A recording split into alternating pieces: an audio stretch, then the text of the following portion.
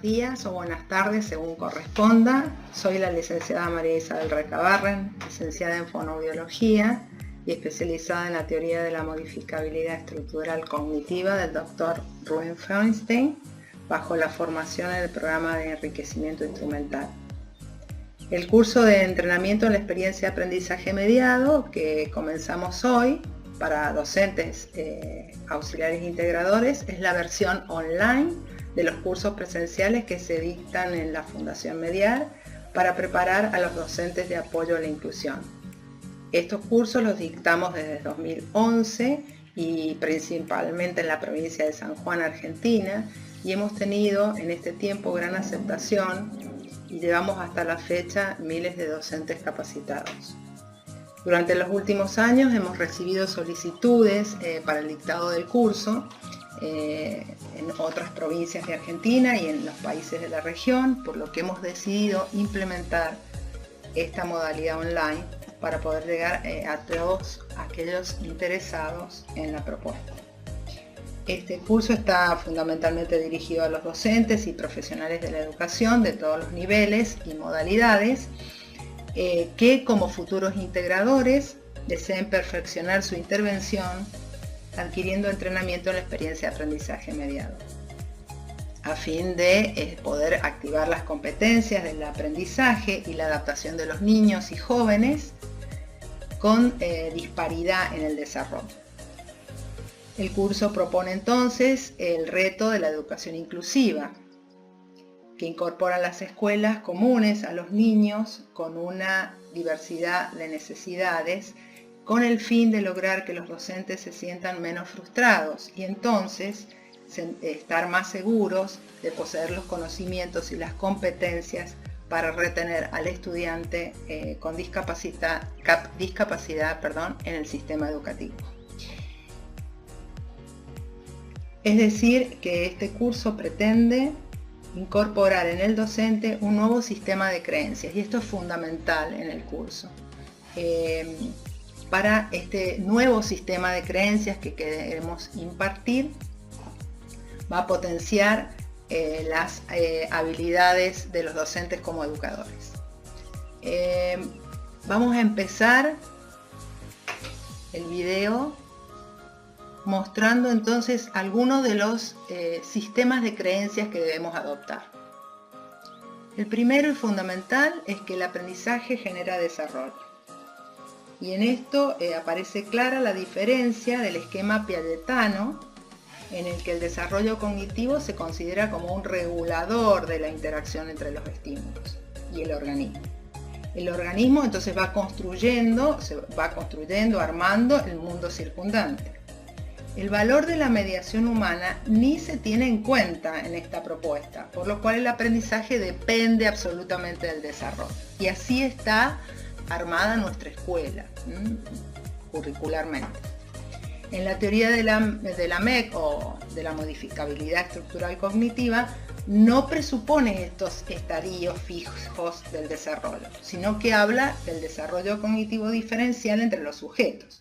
Esta diferencia se puede entonces compensar, o sea, esta diferencia entre los sujetos, esta discapacidad entre los sujetos se puede compensar, rehabilitar, mediar o intervenir en cualquier momento de la vida del individuo, por lo que no presupone periodos críticos o irreversibles, como por ejemplo la teoría piagetana. Por lo tanto, podemos afirmar que desde esta teoría, que es una teoría sumamente optimista, el aprendizaje intencionado, significativo y trascendente va a generar desarrollo en el sujeto. Otro de las afirmaciones que debemos adoptar es que la deprivación cultural es la causa principal de la falta de desarrollo cognitivo. Esta es una idea muy general, pero que explica que muchos niños solo pueden aprender casi exclusivamente con la estimulación ambiental directa. Entonces, si la estimulación ambiental directa es pobre, como en el caso de los niños que se crían solos, la discapacidad es doble. O sea, el estado de privación cultural va a llevar a una pobreza del desarrollo cognitivo del sujeto.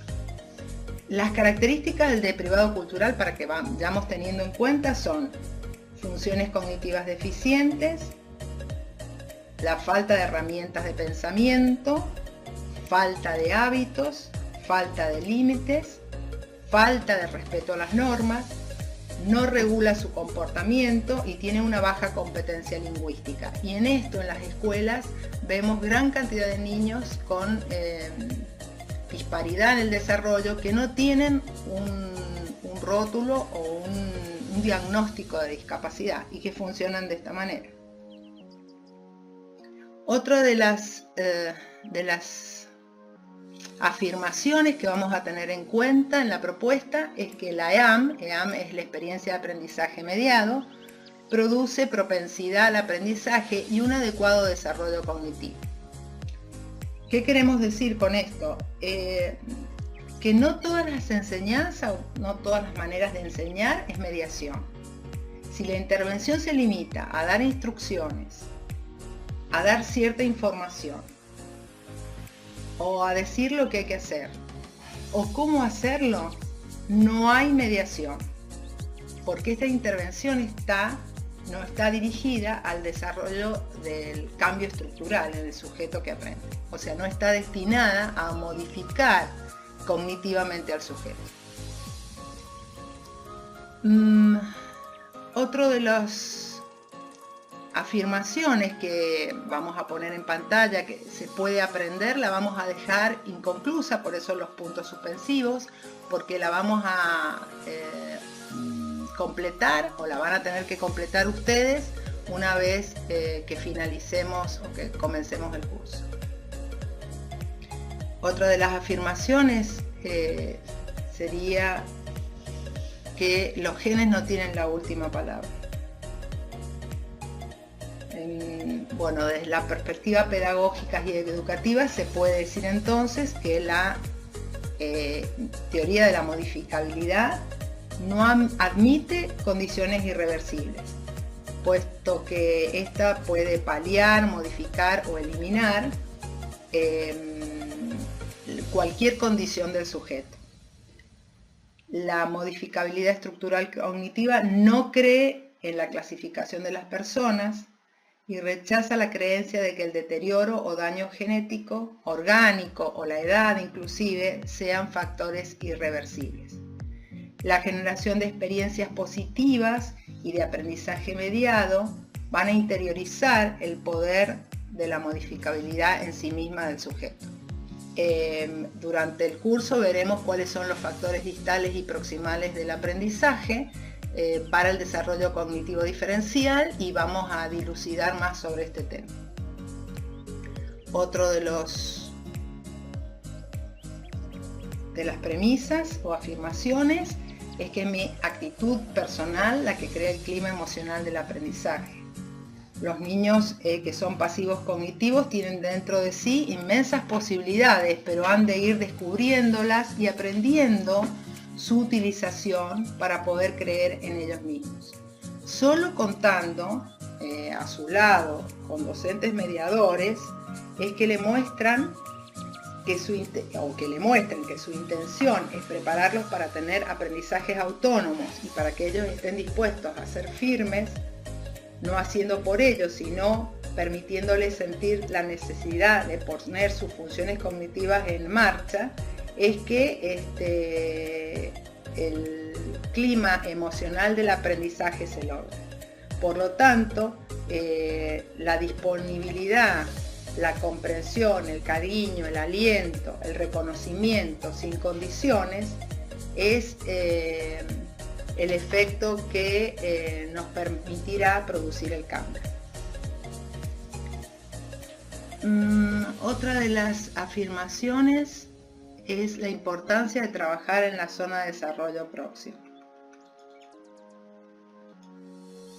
Según estos planteamientos, la experiencia de aprendizaje mediado no debe ser diseñada únicamente en función del nivel de desarrollo alcanzado por el niño, o sea, lo que nosotros entendemos como nivel manifiesto.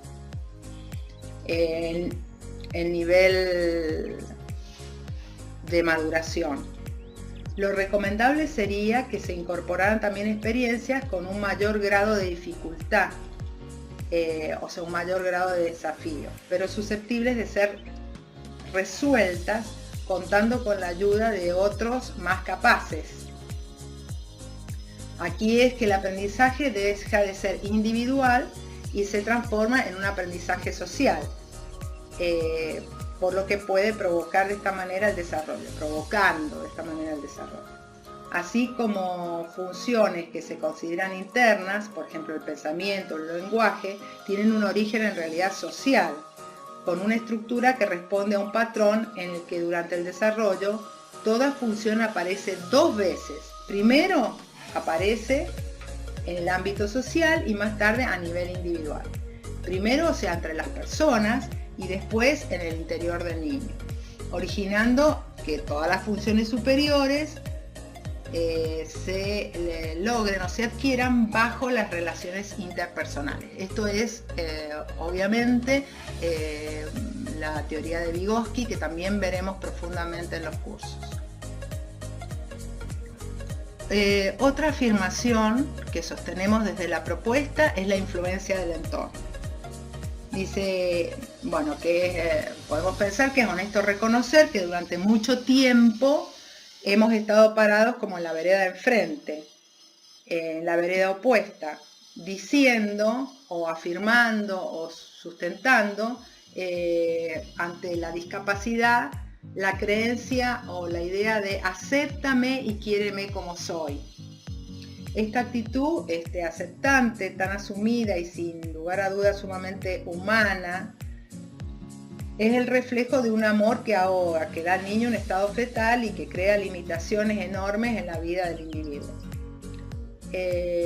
protegiéndolo de las vicisitudes de la vida que hay que aprender a enfrentar, obviamente. Esta actitud pasiva aceptante del entorno, llámese entorno a la familia, a la escuela, a la sociedad, se convierte rápidamente en un pretexto a nivel escolar para dar estrategias educativas muy anémicas y amenizantes. Amenizantes, pedagógicamente, significa una actitud reduccionista de la realidad sobre la cual el niño debe trabajar. Al dejarlos al margen de la realidad, uno los deja desprovistos de una modalidad de funcionamiento.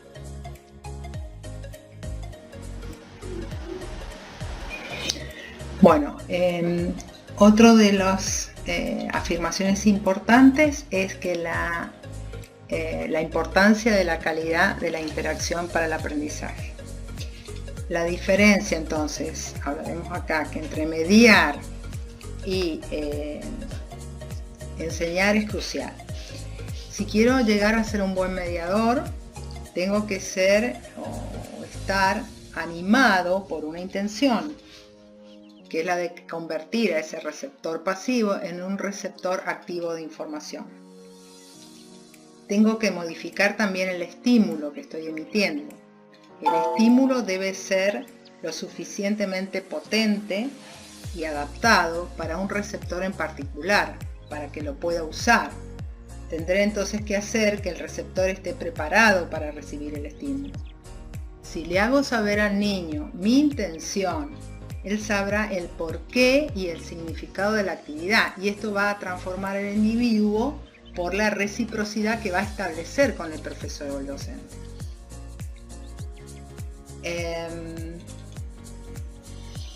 Otra de las afirmaciones es que el acto mental revela cómo aprendemos. En la imagen vemos una analogía entre lo que es el acto mental del organismo humano y la computadora o hardware, y el proceso mental lo consideramos tal cual. Decimos que la experiencia de aprendizaje mediado, o en la experiencia de aprendizaje mediado, el estímulo está emitido por medio de otro ser humano, ¿sí? Puede ser una actividad áulica, extraáulica, una tarea, una información. Generalmente los padres o los docentes que son los que emiten esta información, tienen que tener en cuenta de que tienen que mediar suficientemente el estímulo para que el sujeto pueda organizarlo, ordenarlo, agruparlo en estructuras y funciones cognitivas superiores. Una vez que el niño organiza ese estímulo, puede emitir entonces una respuesta. El mediador nuevamente puede intervenir acá, promoviendo la metacognición. La metacognición es un término muy usado en educación, pero que poco se sabe de él, y a lo largo de estos cursos vamos a dilucidar de qué se trata en realidad. Esto supone entonces una situación de reflexión sobre los propios procesos del conocimiento que han implicado para resolver este problema, o concientizar sus ideas y los fenómenos en que ellas están incluidos. El mediador entonces, por lo tanto, obra en suerte que el mediado sea afectado por la tarea y el acto mental más allá de la situación específica. Todo esto se supone que se hace en 3 fases, o sea, la fase del ingreso de la información o input, cuando se percibe la información y se analiza bien el estímulo cualitativamente. También después le sigue la fase de elaboración, cuando el alumno se enfrenta al problema y lo resuelve, donde se realizan todas las funciones cognitivas de base. Y la fase de expresión o output, donde se comunica la respuesta. Si el estímulo está bien emitido, el organismo podrá procesar la información, o sea, hacer estos procesos mentales, y obviamente su respuesta será efectiva o correcta. En cada fase operan distintas funciones cognitivas que al ejercitarlas cristalizan en operaciones mentales. Las funciones cognitivas es un tema de la propuesta de la experiencia de aprendizaje mediado. Otra de las afirmaciones es que el organismo humano está abierto al cambio y a la modificación. La neurología moderna o la neurobiología ha proporcionado pruebas de sobra de que el cerebro no es una estructura fija en la que todo está dispuesto desde el nacimiento. Por el contrario, el cerebro es un órgano vivo y que constantemente se forman nuevas conexiones y se construyen nuevas estructuras. A esto nosotros lo llamamos plasticidad cerebral. El cerebro necesita un estímulo suficiente de la experiencia y el aprendizaje para poder desarrollar al máximo su potencial y superar las carencias a causa de lesiones o de barreras del desarrollo debidas, por ejemplo, a los desórdenes del cromosoma o de los cromosomas. Otra afirmación muy positiva de la propuesta es que la inteligencia no es algo fijo ni inmutable, sino que tiene un origen cultural. Para Ruben Feuerstein descubre que la diversidad cultural influye en las formas de desarrollo del pensamiento y con ello demuestra que la inteligencia es capaz de flexibilizarse en función de una característica exclusiva del ser humano, que ha requerido adaptarse constantemente a nuevas estructuras, hecho que ha tornado su esencia intrínsecamente modificable. A través de la experiencia, de las experiencias realizadas por el autor de la propuesta, descubre que existen diferencias significativas en los niños que pueden hacer solo, o sea, lo que el niño puede hacer solo y lo que puede hacer con la ayuda de otra persona o más experta. Es así como para este autor la mediación es un proceso de transmisión cultural. Según esto, la inteligencia no podría clasificarse estáticamente dentro de algún rango establecido, ya que como se trata de un proceso cultural, es un sistema cambiante, modificable cualitativamente y cuantitativamente también. Esto implica que la inteligencia no es medible, sino solo evaluable y por lo mismo modificable. Entonces, en este contexto, el desarrollo cognitivo de cada individuo sería el resultado de la combinación de la exposición directa del organismo a los estímulos ambientales, relativa al proceso de maduración, y la experiencia de aprendizaje mediado involucrada en los procesos de transmisión cultural. Bueno, otra de las afirmaciones es la importancia, vamos a visualizar, la importancia de la evaluación dinámica, o sea, estaríamos hablando de también los paradigmas de los test. Los test psicométricos tradicionales miden solo, exclusivamente el rendimiento, o lo que es lo mismo, la tarea inmediata en la resolución de un problema, y no la capacidad potencial. El nuevo método se basa en la reciprocidad ambiental personal, o sea, interaccionista, superando las propuestas que se centran en la persona, por ejemplo, las genetistas o partidarios de la herencia, o en el medio ambiente, que son las ambientalistas. Haremos una fuerte revisión de lo que implica el paradigma de los test tradicionales, o sea, la psicometría clásica. Otra de las afirmaciones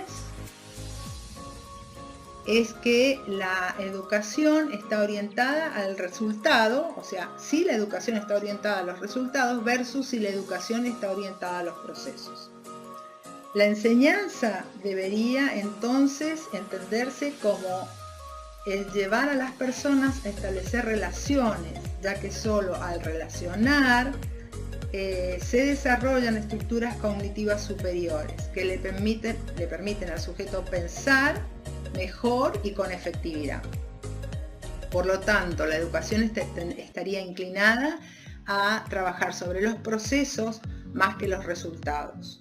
Y en esto la escuela que se diga o que se posicione como una escuela inclusiva debería ahondar. Otra de las afirmaciones tienen que ver con, o sea, que depende de la ecología del niño el nivel de aprendizaje y desarrollo que pueda alcanzar. El modelo ecológico supone un sistema abierto de retroalimentación e influencia recíproca, lo que supone dificultades y oportunidades de adaptación de la familia al entorno y viceversa. Por lo tanto, la familia, así como los individuos en desarrollo tomados individualmente, ejercen influencias activas en su entorno a la vez que se adapta y es influido y condicionado por él. La mediación es un modelo ecológico que mejora el desarrollo. Otra afirmación, y que un poco ya lo hemos estado refiriendo, el éxito del aprendizaje empieza en la familia y en el entorno. Como es un sistema abierto de retroalimentación, es muy importante el trabajo de la familia y del entorno para que éste se torne a lo que nosotros llamamos activo modificante. Entonces, si el entorno es activo modificante, la familia es activo modificante, las posibilidades de éxito en el aprendizaje serán mayores. Recordemos que la primera inclusión se hace en la familia y luego en la sociedad y en la escuela. Entonces es muy importante la actitud familiar, la actitud del entorno familiar para con el niño, para lograr el éxito en el aprendizaje.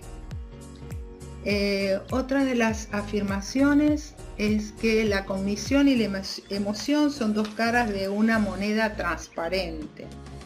Esta afirmación tiene que ver con que el factor cognitivo y el factor afectivo son de alguna manera dos caras de una moneda transparente, agrega el doctor Ruben Feuerstein.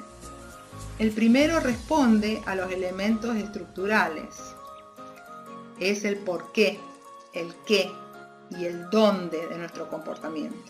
La segunda cara es el factor energético, el que dice ¿para qué? La intervención mediada interviene directamente sobre el factor cognitivo, de tal manera que crea la modalidad afectiva energética que se dirige, orienta y guía a los comportamientos del individuo. La vía de acceso de la mediación es la vía cognitiva, porque es la más maleable e indemne, y esta redundará o afectará la afectivo-motivacional. Otra de las afirmaciones tiene que ver con que para poder desarrollar las capacidades de pensamiento y aprendizaje de todos los niños, el profesor tiene que ser un mediador.